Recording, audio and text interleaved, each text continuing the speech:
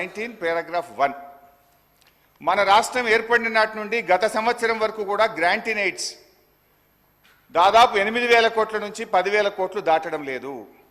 ప్రతి సంవత్సరం grant in AIDS మనం ఆశిస్తున్నాం కానీ కేంద్రం నుంచి ఏమీ రావడం లేదని చెప్తూ ఉన్నారు. ఇది వారికి తెలిసిందే అని నన్ను ఉద్దేశించి వారు మాట్లాడారు. మరి మీకు తెలిసిందే కదా, ఇప్పుడు మీకు తెలిసిందే కదా, మరి నువ్వెట్లా పెట్టినావు 21,000 కోట్ల రూపాయలు అంటే ఈ బడ్జెట్ అవాస్తవాలతో కూడుకున్నటువంటిది. 21,636 కోట్లు కేంద్రం నుంచి గ్రాంట్ల రూపంలో వస్తుందని ఏదైతే పెట్టారో ఇది వాస్తవాలకు దూరంగా ఉంది. ఇకపోతే అధ్యక్ష, అంటే ఇంకా బాగా అర్థం కావాలంటే బట్టి గారికి నేను సెంట్రల్ బడ్జెట్ కూడా చూశాను. ఏమైనా పెరిగిందా, నిజంగానే ఏమైనా వస్తుందా, బట్టి గారు బాగా ఆలోచించి పెడతారు కదా, ప్రతిపక్షంలో అనుభవజ్ఞులు కదా అనుకున్నా. సిఎస్ఎస్ కింద 2023-24 సంవత్సరానికి కేంద్ర ప్రభుత్వం పెట్టింది 4,60,614 కోట్లు. ఈ సంవత్సరం సిఎస్ఎస్ కింద సెంట్రల్లీ స్పాన్సర్డ్ స్కీమ్స్ కింద రాష్ట్రాలకు ఇచ్చే డబ్బు ఈ సంవత్సరం ఎంత పెట్టారు అని చూశాను. 5,05,978 కోట్లు. అంటే గత సంవత్సరం కంటే 45,000 కోట్లు సిఎస్ఎస్లో ఎక్కువ పెట్టారు. అంటే దేశం మొత్తానికి 28 రాష్ట్రాలు కేంద్రపాలిత ప్రాంతాలకు కలిపి వాళ్ళు పెంచింది 45,000 కోట్లు. కానీ మా గౌరవనీయులైన ఆర్థిక మంత్రి గారు ఒక్క మన రాష్ట్రానికే 12,000 కోట్లు గత సంవత్సరం కంటే అదనంగా వస్తాయని పెట్టారు. ఇది సాధ్యమా అని నేను అడుగుతా ఉన్నా. ఇకపోతే ట్యాక్స్ రెవెన్యూలో చూస్తే అధ్యక్ష, పోయిన సంవత్సరం కంటే ఈసారి 26,383 కోట్లు ట్యాక్స్ రెవెన్యూ ఎక్కువ వస్తుందని వారు బడ్జెట్లో ప్రతిపాదించారు. ఇందులో ఏమంటారు, అసలు వాస్తవానికి ఇంత గ్రోత్ ఒక్కసారి రాదు అధ్యక్ష. ఒకవైపు ఆర్థిక మాంద్యం అంటున్నారు, ఇంకొక వైపు మీ కొన్ని వ్యవహారాల వల్ల రాష్ట్రంలో రియల్ ఎస్టేట్ ఆగమైపోయింది, కుదేలైపోయింది. కానీ నేను I will going to the details అధ్యక్ష. స్టాంప్స్ అండ్ చెప్తాను భాయ్ సాబ్, యూ షుడ్ హ్యావ్ పేషెన్స్. భాయ్ సాబ్, నేను 2 గంటలు అప్పులు చెప్తా, ఆస్తులు చెప్తా, నీ లిక్కర్ చెప్తా, నీ కథ అంతా చెప్తా, జర్ర ఒప్పుకోవట్టు విను. నేను మాట్లాడినాక మీకు అవకాశం ఉంటుంది, నువ్వే మాట్లాడు.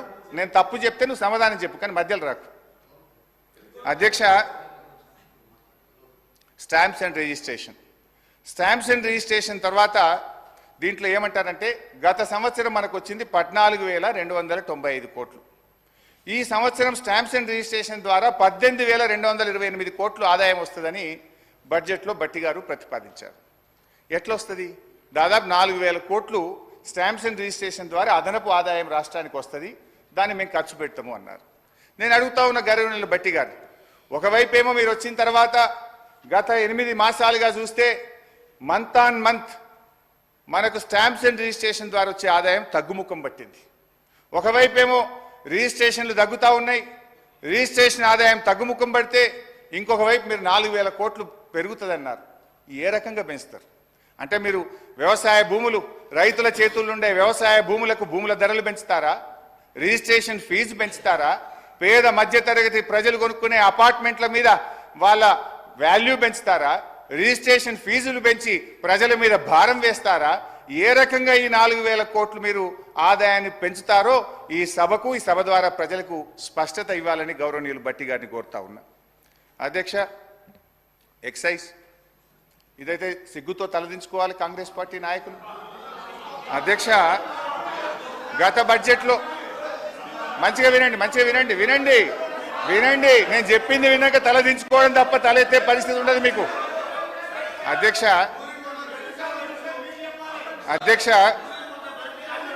ప్లీజ్ అధ్యక్ష, 2023-24లో ఎక్సైజ్ ద్వారా ఈ రాష్ట్రానికి ప్రతిపాదించిన బడ్జెట్ ఆదాయం 19,884 కోట్లు. 19,884 కోట్లు. ఇందులో ఏముంటుందంటే అధ్యక్ష, ఈ 19,884 కోట్లు ప్రతి 2 సంవత్సరాలకు ఒకసారి షాప్స్ యాక్షన్ పెడతాం. ఈ ఇయర్ ఉండదు షాప్ యాక్షన్స్, పోయినసారి అయింది, మళ్ళీ నెక్స్ట్ ఇయర్ వస్తుంది. అయితే ఆ షాప్ యాక్షన్స్ పెట్టినప్పుడు 2,000 కోట్లు అదనంగా వస్తుంది. అయితే ఈసారి ఆదాయం లేకపోయినా గౌరవనీయులైన బట్టి గారు ఎక్సైజ్ ట్యాక్స్ మీద వచ్చే ఆదాయం ఎంత? 25,617 కోట్లు పెట్టారు.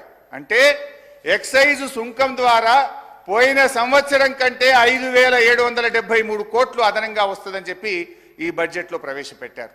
అంతేకాదు